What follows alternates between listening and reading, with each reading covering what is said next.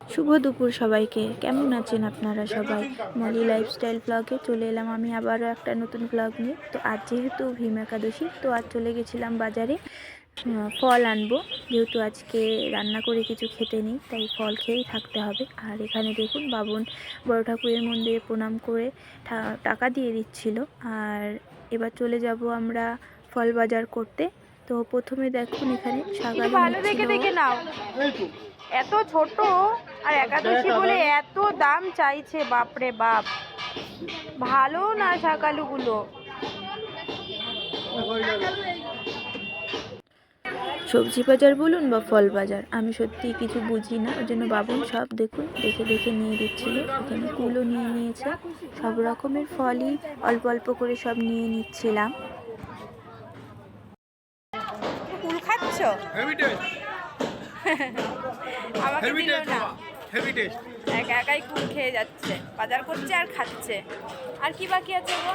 ও কলা নেবো, এখন আঙুর নেব, হ্যাঁ এখন আপেল নেব, ফল বাকি, চলো। আর ইয়ে নেব। আপেল ভালো হবে? পুরো বাজারেই ঘুরে ঘুরে ফল বাজার করেছি, কেননা একটা দোকানে তো আর সব ফল পাবো না। আর তাড়াতাড়িও করছিলাম, যেহেতু মা বাড়িতে না খেয়ে রয়েছে। ফল নিয়ে আসবো, তারপরেই মা খাবে। আর এই যে এই ফলগুলো আমার খুব ভালো লাগে, ছোটবেলায় ছোট এমন জানো, আপেল। বড় আপেল রেখে ছোট ছোট আপেলগুলো খেতাম, আমার খুব ভালো লাগে আপেলগুলো পরিষ্কার খেতে। ফ্রেশ।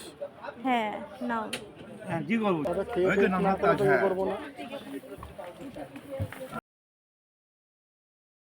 ফল বাজার করে চলে এলাম এই দোকানে। এই দোকান থেকে নিয়ে নিয়েছিলাম গুড়, আর নিয়ে নিয়েছিলাম সাবু। ওনার সাবু দিয়ে, গুড় দিয়ে, কলা দিয়ে, নারকেল দিয়ে সব মাখিয়ে আমার খুব ভালো লাগে, একাদশীতে আমরা খাই। তো এর জন্য কলাও নিয়ে নিয়েছিলাম। সব বাজার করে তাড়াতাড়ি বাড়ির দিকে আসবো বলে খুবই তাড়া দিচ্ছিলাম বাবুনকে, যে একটু তাড়াতাড়ি করো, মা না খেয়ে রয়েছে। একাদশী তো, বয়স হয়ে গেছে যেহেতু, মার বেশিক্ষণ খালি পেটে থাকলে মায়ের গ্যাসও হয়ে যায়। তারপরে চলে এলাম এই দাদার দোকানে। এখান থেকে নিলাম আঙুর, খেজুর, আরও যা যা বাকি ছিল। সত্যি বলতে এর আগে আমি কখনো একাদশী করতাম না। যেহেতু বাবা মারা গেছে, এটা নিয়ম, তাই করতেই হয়। মন থেকে কিছু না চাইলে কখনো সেটা করা উচিত নয়, আমি এটা মনে করি। কিন্তু আমি এটা মন থেকেই করি, আমার বাবার জন্য করি। যেটা করলে আমার বাবার আত্মাটা একটু শান্তি পাবে আমার মনে হয়, আমি তাতে সব করতে রাজি আছি। তো এরপরে বাড়ি এসে সব ফলগুলো ধুয়ে আমি মাকে রেডি করে দিলাম। এরপরে মা মা ওগুলো রেডি করে নেবে। তো আজকের মতন এটুকুই। দেখা হবে তোমাদের সাথে নেক্সট কোনো ভ্লগে।